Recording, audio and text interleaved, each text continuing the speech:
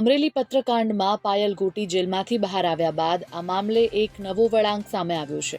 Payal ગોટીના CCTV footage સામે આવ્યા છે, જેમાં પાયલ ગોટી કુરિયર કરી રહી હોય તેમ જણાઈ રહ્યું છે। અમરેલીમાં થોડા સમય પહેલા પોલીસ દ્વારા પાયલ ગોટીનું સરઘસ કાઢવામાં આવ્યું હતું અને આ સમગ્ર મામલે સાંસદ પરસોત્તમ રૂપાલાએ નિવેદન આપ્યું હતું। તેમણે નિવેદન આપતા જણાવ્યું હતું કે પોલીસ દ્વારા આ સમગ્ર ઘટનામાં ઉતાવળ કરવામાં આવી છે। કોંગ્રેસ ઘટનાને લઈને અલગ દિશા તરફ જઈ રહ્યું છે, તેમજ એસપી દ્વારા નવી કમિટી નીમવામાં આવી છે, જે યોગ્ય કાર્યવાહી કરશે તેવી મને આશા છે। કહેલું છે ને, આજે પણ આપના માધ્યમથી બહુ સ્પષ્ટપણે કહેવા માંગુ છું કે એમાં પોલીસે ઉતાવળ કરેલી છે। દીકરીની સાથેનો પોલીસનો વ્યવહાર યોગ્ય નથી। સાહેબ, હવે રાજકારણ થઈ રહ્યું છે આખું, કારણ કે કોંગ્રેસ હવે ધરણા કરે છે।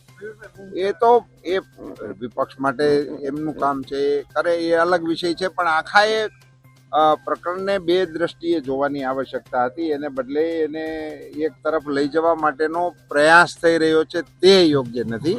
બેઝિક વિષય એ હતો કે નનામી પત્રિકાનો મુદ્દો હતો, જેનો એક ખૂબ મોટો રોગ ચાલી રહ્યો છે।